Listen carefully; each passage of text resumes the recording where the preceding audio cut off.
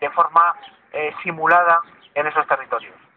Pero en este momento no tengo noticias de que el sistema tributario de las 3 diputaciones forales y de la Hacienda Foral Navarra tengan una estructura impositiva o un sistema fiscal notoriamente más reducido que el resto de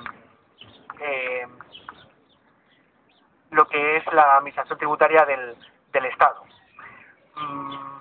Vuelvo a insistir, los resultados que en este momento está obteniendo la Diputación Foral de Guipúzcoa en la lucha contra el fraude fiscal es realmente interesante. Y en esa Diputación Foral es donde se ha desarrollado la iniciativa de publicar la lista de los defraudadores fiscales como forma de desincentivar, desde luego, e incurrir en ese tipo de prácticas.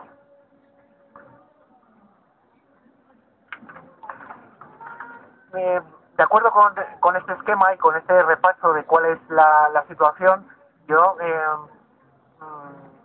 desde luego recordaría también lo que han sido las iniciativas del 15M desde que hemos empezado a reunirnos hace 2 años en las plazas, y cómo desde las primeras propuestas sobre economía ha sido el sistema tributario, la lucha contra el fraude fiscal y la lucha contra los paraísos fiscales, pues una de las líneas centrales de acción. Y recordamos cuáles han sido las iniciativas más significativas y más conocidas, impulsadas y propuestas por el 15M en este tiempo. Desde tanto la asamblea de la Plaza del Carmen de Economía como la de Chamberí, en las que yo he intervenido y hemos participado, pues aprobamos un documento sobre paraísos fiscales que curiosamente contiene una serie de propuestas que ahora todo el mundo está pensando que son las que hay que llevar a la práctica. Desde Hollande, cuando descubre que su ministro de Hacienda resulta que tiene una cuenta en Suiza con 12 millones de euros, o ahora el Partido Socialista cuando redescubre el sistema fiscal, o incluso el Partido Popular cuando con la boca pequeña dice que hay que abordar el tema de los paraísos fiscales. La explicación, la puesta en común de ese documento aprobado por las asambleas de economía de Sol y por la asamblea de Chamberí fue expuesta en un acto en la Facultad de Periodismo en la que intervino Carlos Jiménez Villarejo, y también se expuso en Sol en el 2 de noviembre también con la intervención de Carlos Jiménez Villarejo.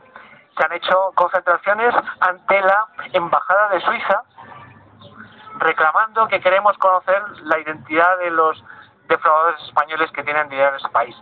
Se ha hecho una concentración ante el HSBC exigiendo las listas que hoy precisamente se publican en el país que facilitó Falciani. En definitiva, yo creo que el 15M ha tenido un planteamiento muy claro, muy lúcido a la hora de defender la aplicación de un sistema tributario progresivo, una defensa potente y eficaz contra el fraude fiscal como mecanismos para defender el estado del bienestar, como instrumentos y como herramientas de combate contra la injusticia, la inequidad, la acumulación de la riqueza en manos de unos pocos. Desde esa perspectiva, el examen o el evaluar o comentar lo que son las iniciativas que se ponen en marcha respecto a la insumisión fiscal, respecto a proponer dejar de pagar una parte del impuesto, el porcentaje que corresponda a la proporción en la que se halla, las cantidades que se destinan a usos o fines que entenderíamos indeseables, como podrían ser el pago de la deuda ilegítima o la financiación de la defensa, como poner o la financiación de la Iglesia, como podrían ser 3 elementos en los que podríamos tener elementos de acuerdo. Pues yo me planteo como reflexión el hecho de que una iniciativa de esas características, y no me voy a explayar más porque yo creo que Liliana ha hecho una exposición de los argumentos pues muy clara, que supone perder legitimidad en lo que es la línea central de denuncia de lo que es la existencia del fraude fiscal, el hecho de que los más ricos, de que los grandes patrimonios de este país están defraudando cantidades realmente escandalosas y que la están ocultando en los paraísos fiscales. Sería perder legitimidad contra la acción de los dirigentes del G20, de los dirigentes de la Unión Europea, en definitiva, de los dirigentes políticos de los países que permiten la existencia de los paraísos fiscales. Cuando, con una decisión política de hoy, en una semana, se habría puesto coto, podríamos conocer quién tiene dinero en Suiza, quién tiene dinero en Singapur. Perderíamos la legitimidad para denunciar las conductas de cooperación, que es aquí lo fuerte, que es que aquí la iniciativa más potente, la iniciativa más revolucionaria es exigir que se aplique la ley que hay en este momento. Es denunciar que la conducta de los dirigentes del G20, que los dirigentes de la Unión Europea están cooperando, están facilitando los delitos fiscales de las grandes fortunas de Estados Unidos y de Europa. Es la conducta cómplice de los dirigentes del G20 y de la Unión Europea la que permite que se esté esquilmando la riqueza de los países, del conjunto de los países, que se estén dinamitando los estados del bienestar y se estén permitiendo los delitos fiscales y el blanqueo de capitales de las grandes fortunas. Esa denuncia de los dirigentes de la G20, del G20 y de la Unión Europea es la denuncia que tenía que ser la denuncia prioritaria y determinante de las movilizaciones impulsadas por quienes nos estamos reuniendo en las asambleas de las plazas de ese país.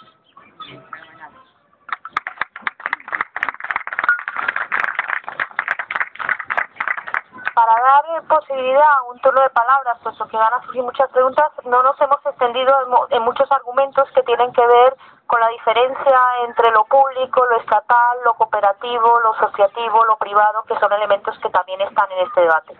Y tampoco hemos expuesto nuestras propuestas, digamos, alternativas que estamos aportando ahora mismo en el Mayo Global, que tienen que ver con la revocatoria del artículo 135, que permite efectivamente que se pague primero la deuda y no, digamos, que se vaya primero los recursos para el pago de la deuda y no para las necesidades esenciales, junto con otras propuestas que tienen que ver también con el reforzamiento de la suficiencia financiera de estos servicios que son esenciales. Suficiencia financiera, otro concepto que daría, entre otras cosas, para otra charla. Y tampoco estamos entrando demasiado en lo que significa la propuesta de desobediencia concretamente de la renta con la picaresca o con los mecanismos que se utilizan por la picaresca del fraude fiscal. O sea, como tal, ni cómo hay cantidades de países que ahora mismo no se paga la renta, no se han decidido desmontar el impuesto de renta y lo que eso realmente significa, ¿no? Bueno, pues lo podemos ampliar en las preguntas que haga, pero yo creo que pasamos ya directamente. ¿Tomas tú el turno de la pregunta?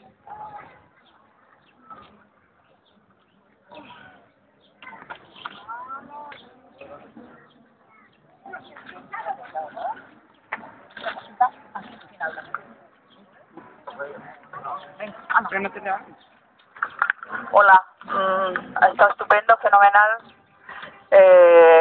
Estas cosas las necesitamos volver y volver a oír. Yo solamente quería dar un argumento que quizá no se ha utilizado en la defensa de los impuestos. Es el argumento de la educación. Educar a la gente que deben pagar los impuestos es importantísimo y cuesta mucho trabajo.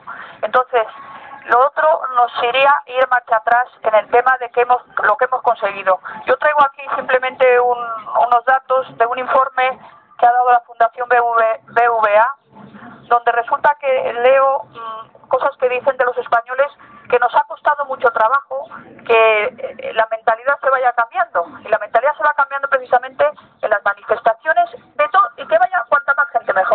de todo tipo de personas, porque es lo que nos interesa, cambiar la mentalidad para poder ir a un nuevo sistema. Entonces este documento de esta encuesta que ha hecho la Fundación BVA dice que, bueno, que los españoles quieren más estado del bienestar y que la culpa de la crisis se la echan a los banqueros y a los políticos.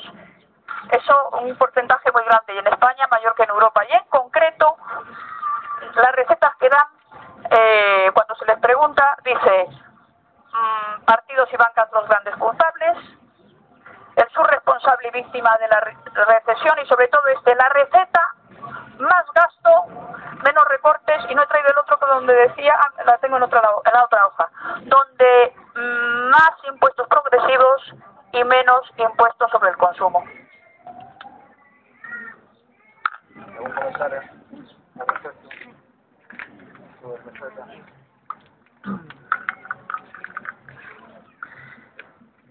Con respecto al tema de la educación, yo la reflexión que haría es que yo creo que es importante, sobre todo con respecto a los ciudadanos que viven de sus rentas del trabajo, que pagan sus impuestos bien por convicción, pero también porque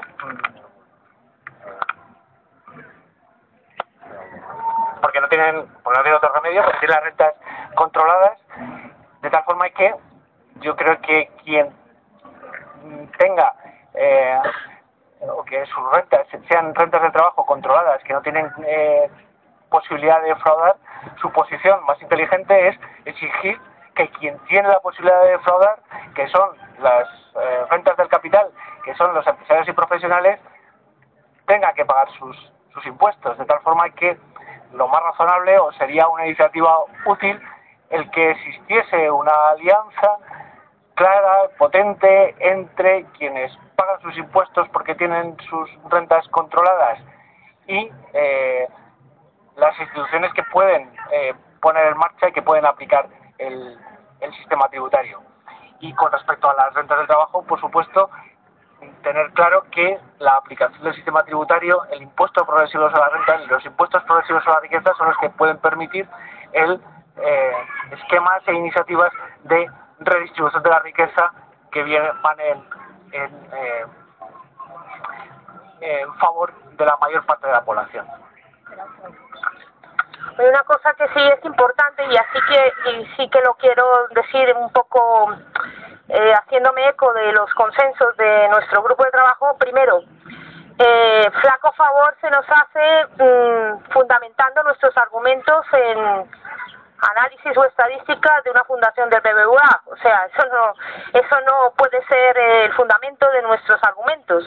Lo que sí es verdad es que tampoco, y ahí tampoco queremos nosotros hacernos eco de la defensa, digamos, porque entre otras cosas no lo hemos consensuado, el estado de bienestar. O sea, no es ese nuestro planteamiento. Nosotros no estamos en defensa del estado de bienestar, ni en la recuperación, ni mucho menos del estado de bienestar.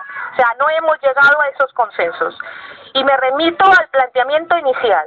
Lo que sí estamos defendiendo es la recuperación de los bienes comunes, la financiación y la necesidad de aunar recursos y esfuerzos para satisfacer necesidades esenciales. Y en esto yo creo que tenemos que poder diferenciar, diferentes planteamientos. Y podemos coincidir en un determinado momento desde diferentes planteamientos, también es verdad.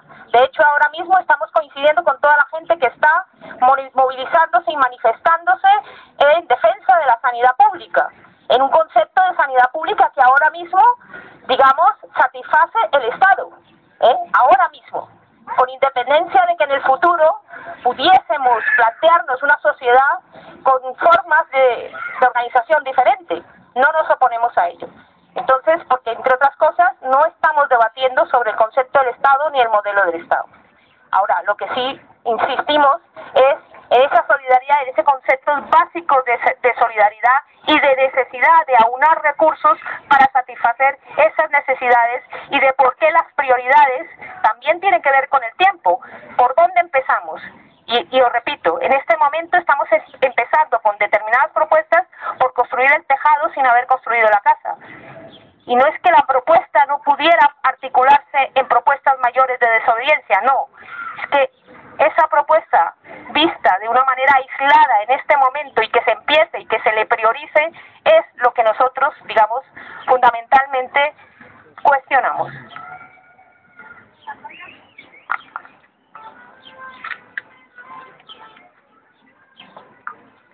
Una cosa muy simple, estoy convencida de que a la agencia tributaria no se le va a dotar de los medios materiales y humanos necesarios para acometer seriamente el asunto de la evasión fiscal.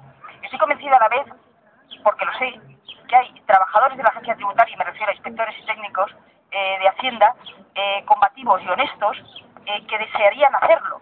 Mi pregunta es, muy simple, ¿qué podemos hacer desde la calle para encorajinar o presionar para que se doten esos medios y al mismo tiempo encorajinar a los propios trabajadores honestos y combativos que hay dentro de la agencia tributaria dispuestos a hacerlo para que se llegue a tapar ese agujero infernal que nos está llevando y que podía resolver muchos problemas? Aparte de lo que ha dicho Liliana, que me parece imponente, o sea, el tema del artículo 135 de la modificación del artículo 135, pero a lo mejor eso nos resulta más complicado, más a largo plazo, pero ¿qué acciones contundentes podemos hacer desde la calle, que estamos dispuestos, porque 100% coincidimos, para encorajinarlos y...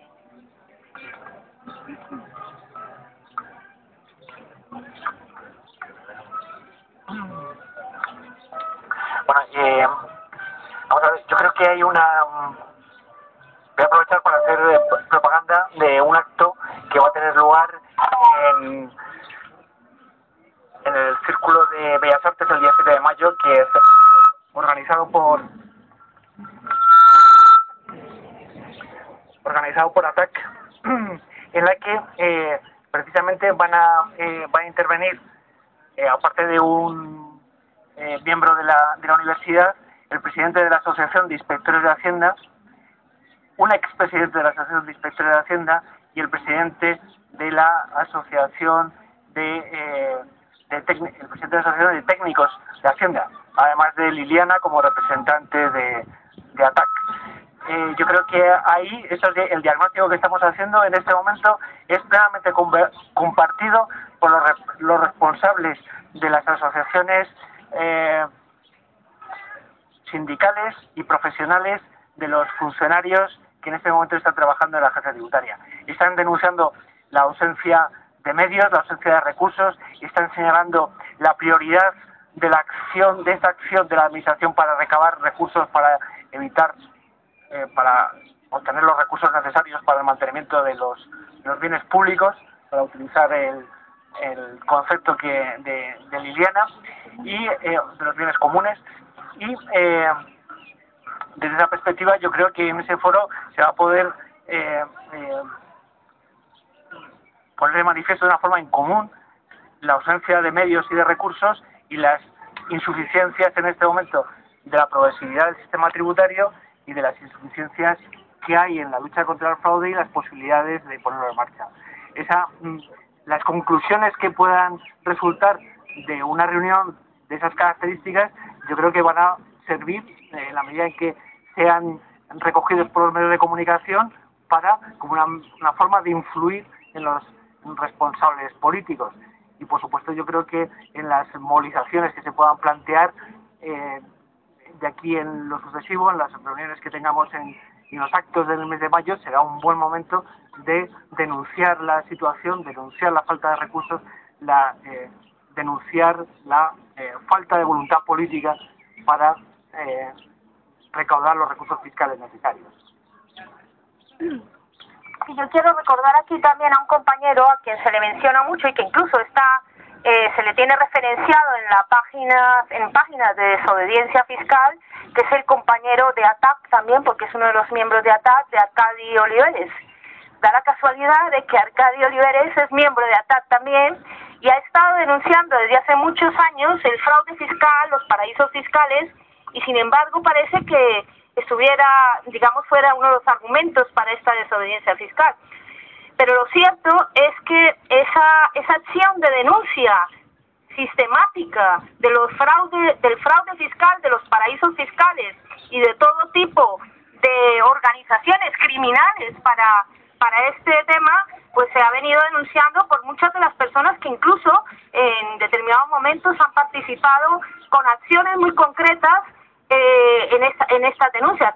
En Economía Sol, desde el principio, hicimos denuncias frente al BBVA con el tema botín, además, cuando saltó a la palestra todo el tema de la denuncia de su fraude, que solamente le descubrieron una pequeña parte, que fueron 200.000 euros, que era la punta del iceberg de lo que sabemos que está muy atrás. O sea, acciones nosotros hemos venido realizando continuamente a lo largo de estos años. Hemos estado también acciones con relación a stand de Suiza, frente a los bancos, frente al Banco de España, frente a la bolsa. Hemos estado realizando acciones constantemente a lo largo de los años para visibilizar efectivamente cómo los ricos nos roban y cómo los ricos no pagan lo que deben. Eso lo hemos hecho desde el principio. Ahora mismo, por eso os decía, estamos participando, porque no es solamente Economía Sol, es todo el 15M, estamos participando en propuestas de mucha fuerza, del mismo calado que se está planteando con la dación en pago, las ILPs en materia de recursos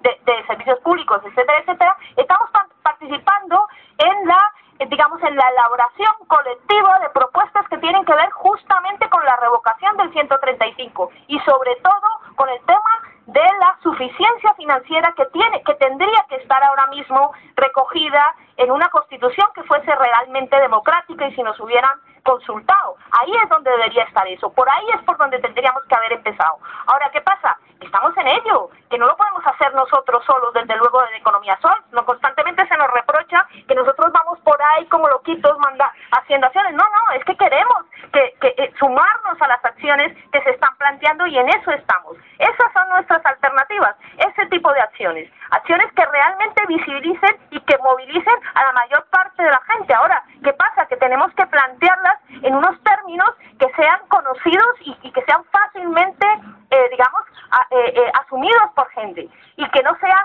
exclusivamente el cabreo. O sea, nosotros por eso estamos planteando que vamos de la indignación a la rebeldía. Ya estamos, ya está bien de que no pago porque estoy cabreado. No. Es que tenemos que hacer algo más que cabrearte y tal. Tenemos que empezar a plantear acciones que realmente vayan al fondo de la cuestión y que visibilicen que realmente lo que está en cuestión es todo este modelo. Y este modelo, obviamente, con todo lo que significa una carta constitucional que se modifica cuando se les da la gana y deprisa y corriendo y en un momento en que no quieren que lo sepa nadie, ¿no?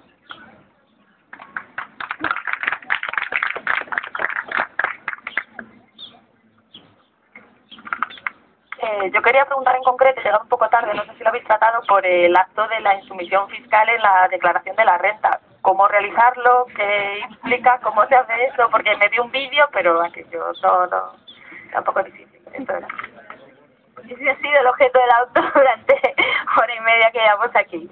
Lo siento, pero sería casi como, podemos facilitarte el vídeo en donde está toda la propuesta. Mira, hay uno de los compañeros que lo defiende y que puede efectivamente pero vamos, nosotros desde luego nos ponemos en contacto contigo y te damos acceso a todo nuestro debate y también a nuestra propuesta crítica con esa acción, con esa concretísima acción, porque fijaros que nosotros sí que hemos estado apoyando todas las acciones de desobediencia civil, por ejemplo las del SOP.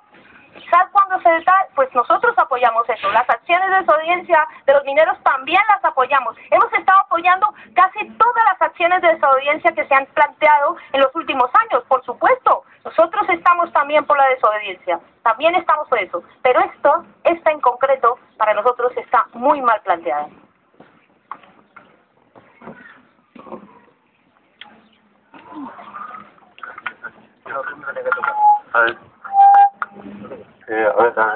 Es que yo tengo muy poquita voz, ¿vale? Bueno, veo que somos pocas objetoras fiscales por aquí. Hay una cosa que me sorprende y es que se relacione la objeción fiscal con el fraude fiscal. Tenemos que adentro dirigida a la delegada de Hacienda para que sepa que estamos haciendo objeción fiscal, que no nos ocultamos, que lo decimos claramente, que incluso a veces visitamos las oficinas y a los inspectores para decírselo, que no estamos de acuerdo cómo se gastan cómo se gastan los presupuestos generales del Estado. Yo empecé a hacer objeción fiscal porque, en fin, soy bastante sensible a la violencia, entonces me opongo a que utilicen un solo euro para comprar un Eurofighter, que además ni siquiera lo van a utilizar para nada, sino que gastan 75.000 millones, o sea, con un Eurofighter se pueden construir hasta 4 hospitales, y sin embargo tenemos 82 Eurofighters. La irracionalidad del sistema político es tan grande que muchos de nosotros no se nos ocurre cómo podemos colaborar con el sistema, a pesar de que técnicamente la postura de Economía Sol es totalmente correcta. Pero en los movimientos sociales y en las relaciones sociales, además de los aspectos técnicos, están nuestras reacciones personales. ¿Cómo podemos colaborar con un sistema político con lo que está haciendo en este momento? O sea, entonces, seguramente que al objetar fiscalmente no estamos promoviendo una sociedad ideal, pero es un paso más. Nosotros sí sugeriríamos que cuando hacemos objeción fiscal lo enviamos, no nos lo quedamos, lo enviamos a un proyecto que es socialmente positivo y constructivo. Si fuera pacifista, ecologista, incluso social, como hay tantos proyectos, ¿no? En ese sentido, no es que lo derrochemos. En este momento en España solamente hay como 800 personas que hemos hecho objeción fiscal, con una desviación de dinero aproximadamente de 43.000 euros. Eso, en comparación con los fraudes que hacen las grandes personas, es que no llega ni a una migaja, sobre todo teniendo en cuenta que la objeción fiscal que hacemos es una objeción en la declaración de la renta, mientras que los ingresos del Estado no vienen solo por la declaración de la renta, sino que además estamos contribuyendo al Estado con otra cantidad de impuestos increíbles, como puede ser el IVA. Y así como dice Liliana, hay países donde se dan cuenta de todo esto y van reduciendo, incluso en España se va reduciendo el ingreso al Estado por la retribución de la renta, de tal manera que la gran mayoría de los impuestos cada vez van aumentando más y se van recogiendo por el IVA. Es una forma que le resulta más conveniente al Estado, ¿vale? No sé qué más os podría decir. Sí deciros que si entráis en Google, en fin, no es por hacer propaganda, yo tengo un poco vicio ahí con Google, pero con poner objeción fiscal vais a encontrar 18 páginas donde vais a encontrar información, porque afortunadamente, aunque somos pocas objetoras fiscales, en España hay muchos grupos difundiendo la objeción fiscal. Entendemos que la campaña de objeción fiscal no es solamente algo que técnicamente sea correcto o incorrecto, sino que es una campaña que nos sirve para reflexionar. En este sentido, agradecer a esta asamblea, ¿no?, de hoy, porque nos sirve para reflexionar, que esto es tan importante, reflexionar sobre los impuestos. ¿Cómo van los impuestos? ¿Cómo los pagamos? ¿Cómo nos los ponen, no? Nos sirve para reflexionar sobre el mal gasto que se hace de los impuestos. Todavía no hemos hablado bastante de lo mal que se gastan los impuestos nuestros. Y desgraciadamente, aunque luchamos por una educación pública, una sanidad pública, aún nos falta un paso bastante grande por ahí, porque no es lo mismo pública que estatal, y desgraciadamente ni la sanidad pública, ni la educación pública, ni los transportes, ni la justicia funciona como nos gustaría.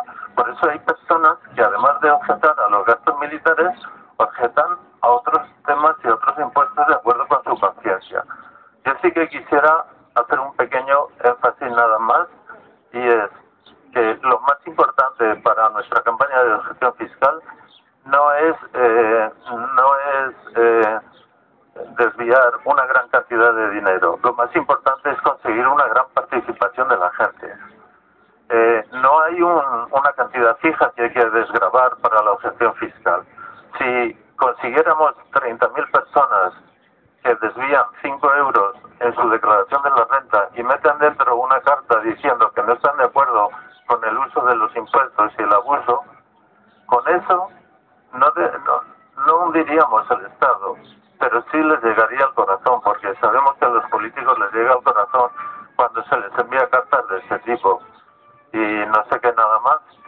Con la gestión fiscal se hace la declaración de la renta normal y corriente, y cuando llegas a la cuota líquida, a continuación dices, bueno, yo tengo que pagar tanto, pero ya me han retenido por nómina tanto, pero yo añado por objeción fiscal, digo 5 euros o 1.800 euros, como ha habido alguna persona que ha puesto 1.800 euros.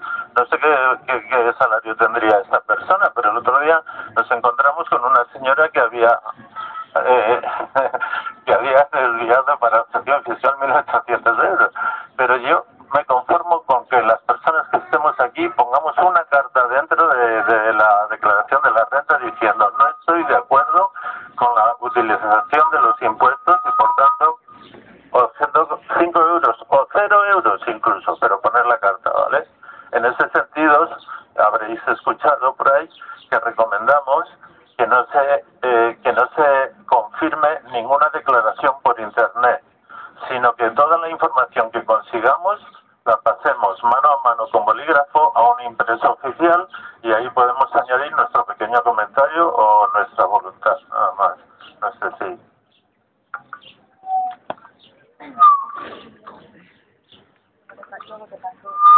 Vamos a ver, yo con relación a esta información que se acaba de dar, es verdad que muchas de las, digamos, de las organizaciones, fundaciones, cooperativas, asociaciones a las cuales se desvían, digamos, estos recursos, ¿no?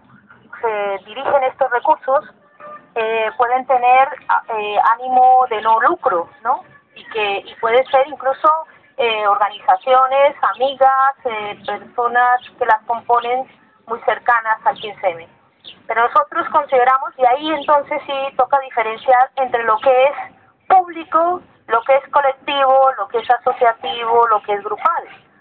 En el mundo en que vivimos aquí y ahora, solamente hay desde el punto de vista jurídico dos ámbitos, lo público y lo privado. Por desgracia es así. Nosotros nos gustaría y estamos luchando por ello, porque exista el ámbito, digamos, un reconocimiento por parte de la sociedad de lo que es el ámbito de los bienes comunes. Eso es lo que nos gustaría, que ha existido, En la Edad Media existía lo que se llamaban los bienes comunes y la gente tenía acceso y gestión a ese tipo de bienes y tenían, digamos, un reconocimiento jurídico o por lo menos social, esos bienes comunes. Ahora no, ahora es público o privado. Y ahora mismo estas cooperativas, estas asociaciones, estas fundaciones están en el ámbito de lo privado desde un punto de vista jurídico. Pero es que eso tiene sus efectos, y es que significa que la gestión de sus cuentas, la gestión de su organización y tal, también es privado, por mucho que quieran ponerlo en transparencia. El control real lo tienen las personas que han fundado, creado ese tipo de organización.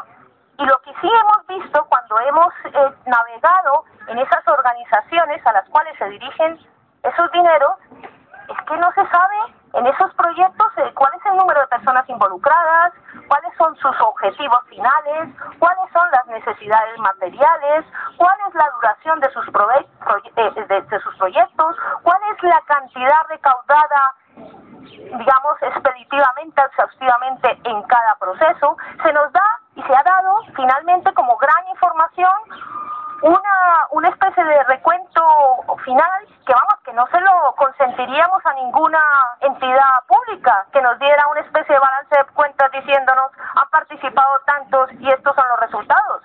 Nosotros a lo público le exigiríamos, obviamente, que es lo que estamos haciendo, por ejemplo, con el canal de Isabel II, con la ley de transparencia y con nuestra exigencia de transparencia, unos informes exhaustivos, pero no posteriores, previos. ¿Qué es lo que van a hacer con el dinero? ¿Quiénes están allí? ¿Por qué? ¿Y para qué? Y todo eso. Y que además la gestión de todo eso, si pretende ser pública, pues todo el mundo pudiese haber participado en la definición de esos proyectos.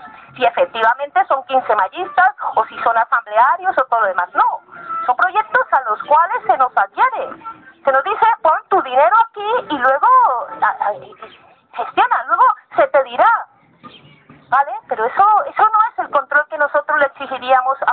cualquier organismo público, ¿no? Y entonces lo menos que podríamos hacer es que si estamos ahora mismo contra el Estado, por lo menos las alternativas que vamos construyendo fuesen mejor que el Estado, que la opacidad con la que funciona el Estado, ¿no? Eso para empezar, digamos como principio ético fundamental, ¿no? Y ya luego, además, se nos dice, bueno, es que esto se hace de esta manera, la gente coloca su dinero allí y se va a una caja de resistencia, donde cuando venga la multa y tal, y pareciera, bueno, no se nos dice cómo se gestiona esa caja y qué riesgos están corriendo las personas que efectivamente van a realizar esa acción. Eso no se informa exhaustivamente, por lo menos no lo dice aquí en estas publicaciones donde se está divulgando esa información. Lo que sí se dice es que algunos de los mecanismos que aportamos en esta página se asemejan a la picaresca que utilizan también personas para fines individualistas y cuando menos de dudosa ética. Eso sí se dice.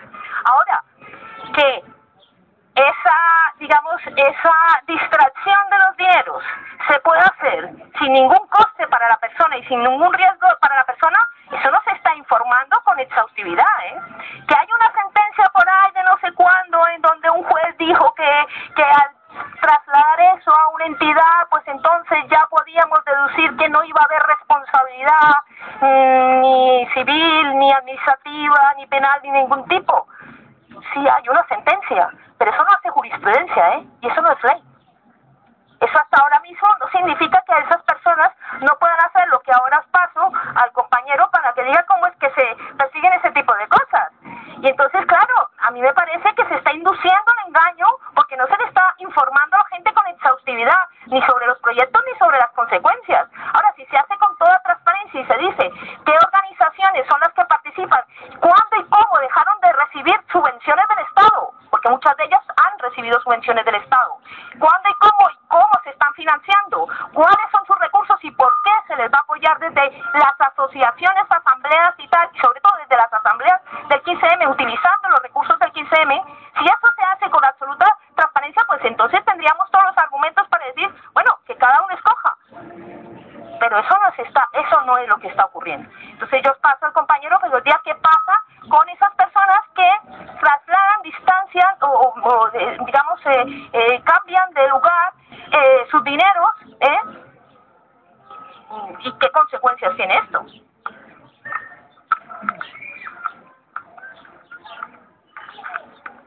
Vale, yo antes que hablar de consecuencias, porque yo creo que en las iniciativas por la desobediencia, si entendemos que son justas, estamos dispuestos a afrontar las consecuencias legales que derivan de nuestra desobediencia o de nuestra insumisión. O sea, que yo no quisiera, lo voy a comentar, pero no creo que ese sea el argumento para decir no voy a hacer insumisión fiscal, la que me puede caer. Ahora os lo cuento lo que puede suceder, pero esa no es la pauta para tomar la decisión o no tomarla.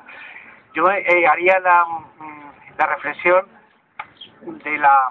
sobre la objeción desde la perspectiva de cuestionar el sistema fiscal, de que se puede objetar de una forma bien intencionada, con muy buena fe, con muy buenos sentimientos, diciendo yo no quiero que un euro de mi aportación al Estado vaya a financiar la compra de un avión de combate, pero es que hay que pensar que si se generaliza una iniciativa personal individual de esas características, podría suceder también que una persona de estas que estamos comentando, de los grandes patrimonios y fortunas de este país, podrían decir, pues yo es que entiendo que la gestión pública de la sanidad no es eficaz y entiendo que es mucho más eficiente la sanidad privada, que ahí se dilapidan recursos, que hay funcionarios que compaginan su actividad por la mañana y por la tarde, y por lo tanto yo entiendo que no es justo, no es razonable aportar dinero al Estado para financiar la sanidad pública. O también una gran fortuna de estas puede decir, mire usted, los políticos son unos corruptos y por lo tanto yo no voy a entregar mi dinero a unos políticos que son corruptos, luego voy a hacer objeción fiscal y no voy a pagar, y lo voy a poner en conocimiento de los inspectores de Hacienda y voy a decir, yo no pago un euro de impuestos porque los políticos son unos corruptos. O yo no voy a pagar un euro de mis impuestos para la policía porque yo tengo mi propio servicio de seguridad en mi urbanización privada. O yo no voy a pagar un euro de mis impuestos para financiar la educación porque yo tengo unos colegios privados magníficos que me puedo pagar y yo no necesito al Estado. El cuestionar y hacer objeción sobre el sistema fiscal abre una dinámica, entiendo que peligrosísima, de cuestionamiento de la herramienta del sistema fiscal, de la solidaridad, de los instrumentos para redistribuir la riqueza, que es la herramienta fundamental de la redistribución. Más allá de cargarnos el sistema capitalista, que podemos hacer la revolución, colectivizamos las empresas y bien, y ya no necesitamos impuestos, porque ya los recursos serían de todos. Pero hasta que no hagamos eso, la herramienta principal de redistribución es el sistema fiscal. Y si tú lo pones en cuestión, si lo ponemos en cuestión diciendo que yo no quiero que un euro de mis impuestos vaya a pagar aviones, los ricos van a decir que no quieren que un euro de sus impuestos vayan a pagar a la policía porque ellos tienen su policía. O no quieren que vayan a pagar profesores porque ellos tienen sus profesores. Entonces, como esa es la herramienta principal de redistribución antes de hacer la revolución, preservámosla. Exijamos que se apliquen correctamente los recursos, exijamos presupuestos participativos, que hay herramientas y hay experiencias en Brasil o en algún ayuntamiento de ese país donde para hacer ganar en calidad democrática se exige que la elaboración de los presupuestos generales del Estado participemos los ciudadanos, ya no solamente con el voto de cada 4 años, sino en la decisión anual de la confección de los presupuestos y la decisión de las prioridades del gasto. Exijamos presupuestos participativos. Yo entiendo que esa puede ser una línea más inteligente, más eficaz de procurar y de denunciar que no se apliquen los recursos públicos a financiar a la Iglesia o a la compra de un avión de combate. Exijamos democracia cada año cuando confeccionamos los presupuestos para que democráticamente digamos vamos a dedicar dinero más a sanidad o más a educación y menos a aviones de combate. Pero no toquemos los ingresos, que es que los ingresos los tienen que pagar los ricos.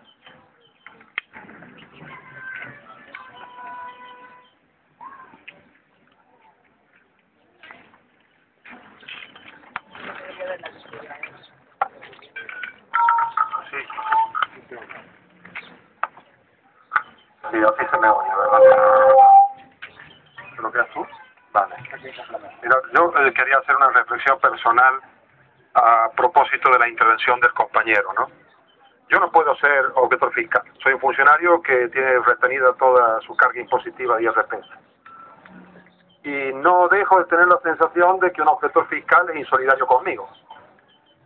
Es decir, una persona que tiene la posibilidad de decidir qué hacer no con su dinero, sino con un margen de su dinero frente a los que no tenemos esa posibilidad, me plantea un problema. Y lo dejo solo señalado en ese punto, porque claro, estoy seguro que todos los que hacen la objeción fiscal son de los míos.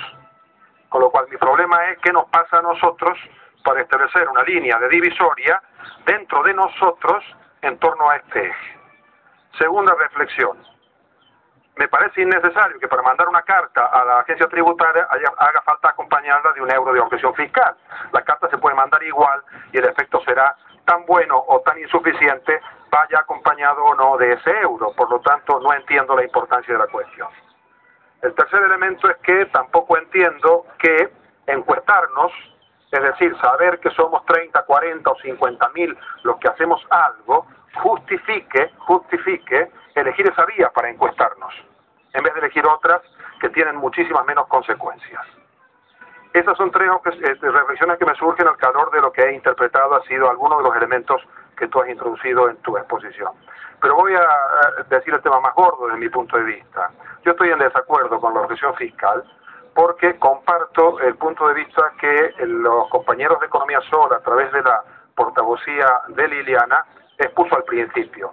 Es decir, entiendo que los impuestos, exactamente igual que las contribuciones sociales y que el aporte a los fondos de pensiones públicos, los tres elementos son recursos colectivos antes de que se me extraigan a mí. son recursos colectivos en el origen de lo que yo cobro. Cuando mi nómina bruta tiene una cifra determinada, y digo mi nómina bruta, allí dentro están los impuestos y las contribuciones sociales que hemos acordado entre todos que sea así y que nos están expropiando los políticos y los gobernantes en la manera en que gestionan esa recaudación y luego el gasto.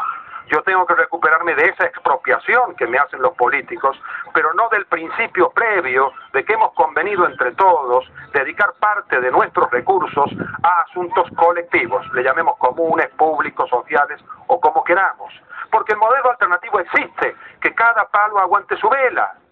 El modelo alternativo existe, que cada uno se pague su seguridad social, sus pensiones, su sanidad, su educación, que se pague cada uno lo suyo. Ese modelo existe y yo no puedo dejar de ver que la objeción fiscal apunta en ese modelo, le abre una autopista a ese modelo.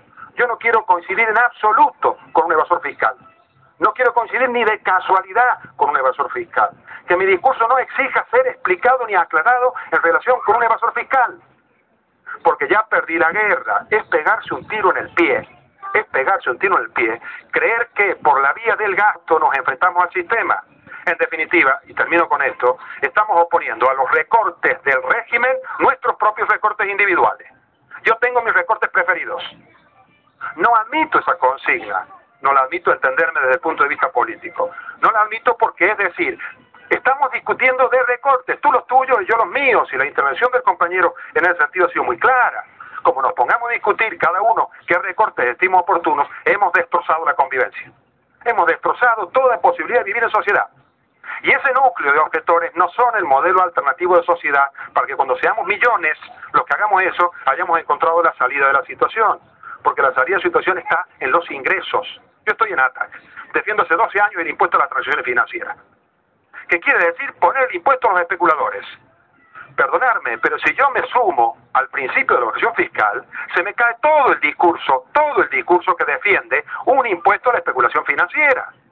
Porque admito que es discutible el principio de que existan los impuestos. Y ese principio para mí es indiscutible.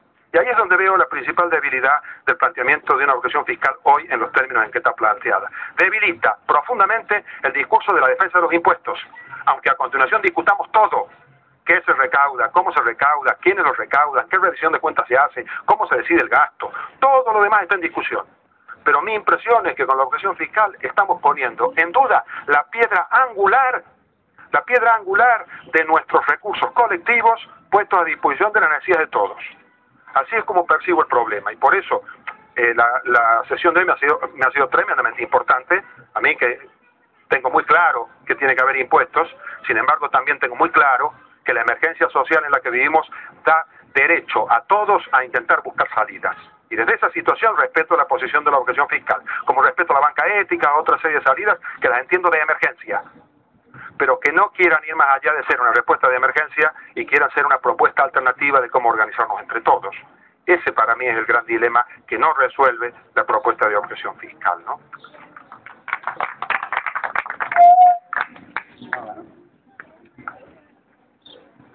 A ver, gracias por sujetar el...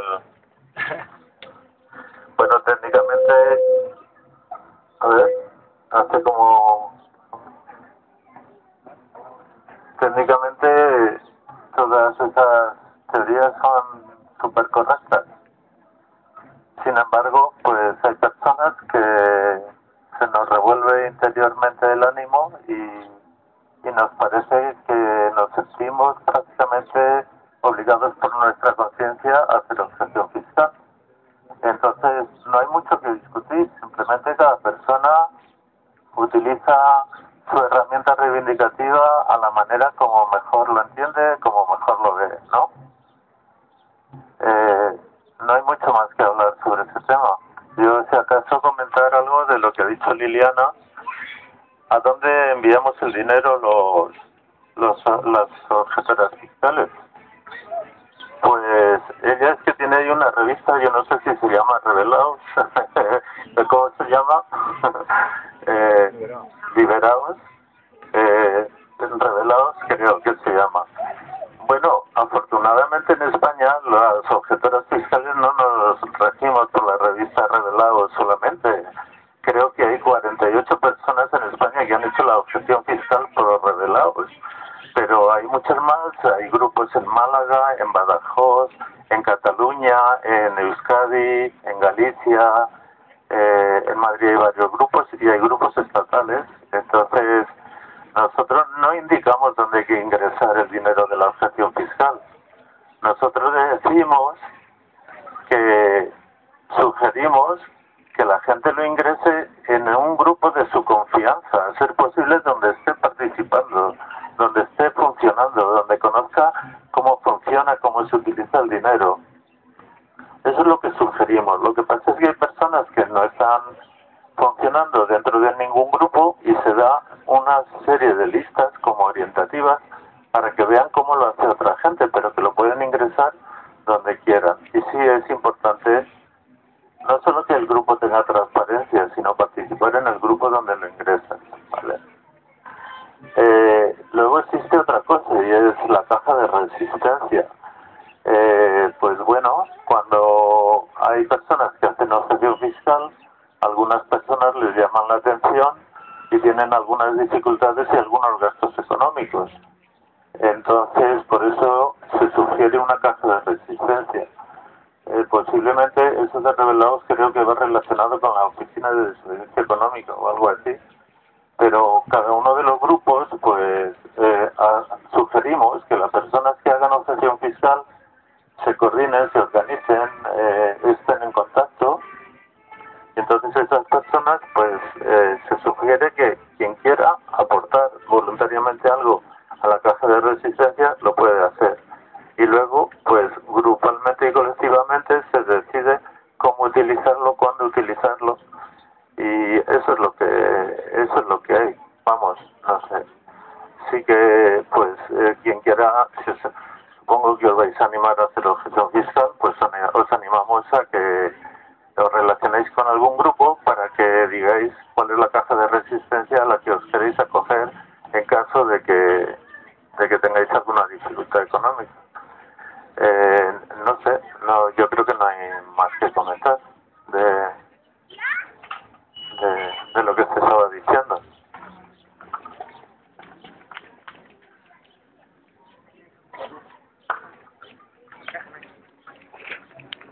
Nada, yo quería, o sea, ya se han dicho muchas de las cosas que de mi reflexión, que va en la línea de lo que ha dicho Liliana y de lo que ha dicho Daniel. Pero hay una cosa, por ejemplo, que ha dicho el compañero y que se decía, o sea, que yo creo que cuando Liliana lee eso, no, o sea, está leyendo, ahora mismo coincidirá que está leyendo un periódico que se llama Revelados, pero nosotros es la información que cogemos en el texto que publicamos en Toma la Plaza y toda la información que cogemos es la que aparece en la Oficina de Desobediencia Económica que se está difundiendo a través del 15M.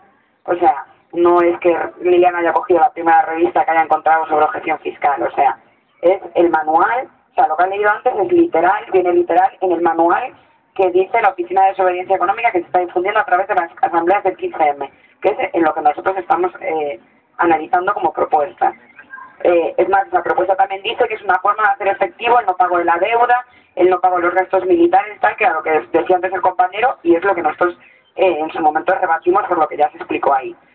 Pero hay otra cosa que es como uno de los argumentos que el otro día nos contaban los compañeros que están a favor de esta opción, que era que valía, no tanto yo creo como Liliana dijo antes para visualizar, sino para presionar al gobierno en que no se cometan esos gastos de gasto de la deuda, de gasto militar, y la verdad es que a mí me cuesta mucho creer que yendo en la misma línea que el gobierno pretende ir, que es reducir los recursos comunes, reducir los ingresos, porque lo ha hecho, Víctor nos ha hecho una cronología de cómo van reduciendo los ingresos, ¿no? De cómo se va cada vez reduciendo más esa carga impositiva para reducir los bienes, o sea, los recursos comunes y esa redistribución de la riqueza.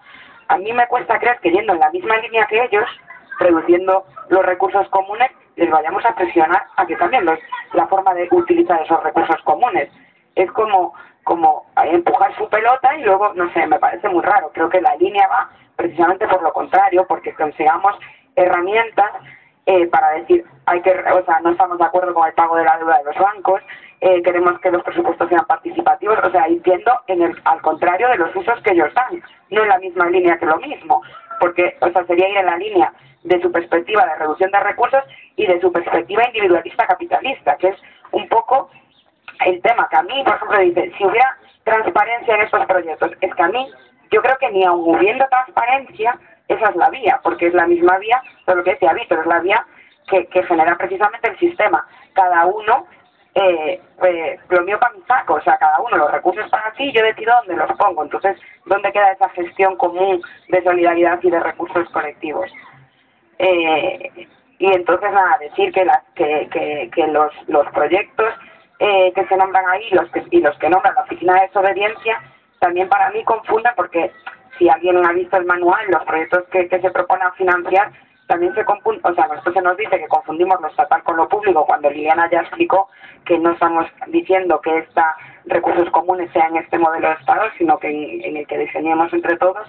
Yo creo que por el otro lado se confunde la titularidad colectiva con público, o sea, que haya una escuela que se financie y sea una escuela que se haya generado entre 5 profesores en régimen de cooperativa, tal y cual como son ahora los regímenes de cooperativa en este país, no quiere decir que eso sea público, ni que luego los beneficios de eso vayan a ser revertidos en la sociedad. Entonces, bueno, pues nada, solo esos apuntes. Bueno, no hay más intervenciones. Ante todo, bueno, yo creo un aplauso a los ponentes, por favor. Se me ha currado. Y bueno, aquí lo que se ha tratado de hacer es poner ver un posicionamiento y abrir un debate sobre una propuesta que se ha hecho, bueno, en el seno de los movimientos sociales, y que, bueno, no compartimos por una serie de cuestiones. Agradecer también que haya venido el compañero aquí a exponer su punto de vista. Sabemos que no han podido venir más compis porque están en lo de Mayo Global, etcétera, ¿no? Una pena que coincidamos, porque hubiera sido más interesante todavía, ¿no?, poder tener un debate más prolongado y más profundo sobre este tema. Pero bueno, en cualquier caso, las plazas están abiertas a abrir todo este tipo de debates, y es lo que pretendemos, ¿no? Esto es un proceso de construcción continuada en lo que, bueno, unas propuestas se suman a otras y unos debates a otros, y entre todos vamos perfilando cuál es la mejor manera de llegar a ese mundo mejor y qué mundo mejor queremos, ¿no? Pues cerramos aquí, sí. No, solo comentar que, aunque parezca novedoso, todos estos argumentos se han estudiado anteriormente, tienen base y fuerza realmente, todo lo que dice Economía Sol. Y bueno, que más allá de que algunos todavía nos empeñamos en hacer el reino fiscal, pues que sigamos profundizando a ver cómo realmente es el modelo que realmente queremos en adelante sobre los impuestos, ¿no? Y bueno, pues entonces cerramos aquí la sesión de hoy. La próxima sesión es el 5 de mayo, ¿puede ser? Perdona, es que no... Creo que es el domingo 5 de mayo. Viene Tomás Villasante con el tema de participación ciudadana, presupuestos participativos. Sabéis que tenemos una serie de sesiones que, bueno, se nos están dislocando en el tiempo. Queríamos hacer un bloque, pero bueno, el bloque va saliendo, ¿no? Un bloque sobre todo el tema de cómo construir una economía más participativa, etcétera. Entonces viene de Tomás Villasante, que conoceréis muchas personas aquí, y que, bueno, que es especialista en todos los temas de participación ciudadana, etcétera, lo cual será bastante interesante. Lo que quiero hacer una propuesta aquí, a ver si os parece, el tema de volver al Palacio de Cristal, que es nuestra casa de verano, digamos. Yo no sé si hay consenso con esto, volvernos allí a la ladera. Y sí, pero bueno, aquello es grande, nos podemos poner uno cerca del otro, por eso no hay problema. Entonces, bueno, lo del 5 de mayo, primera propuesta, ¿os parece que nos vamos a...?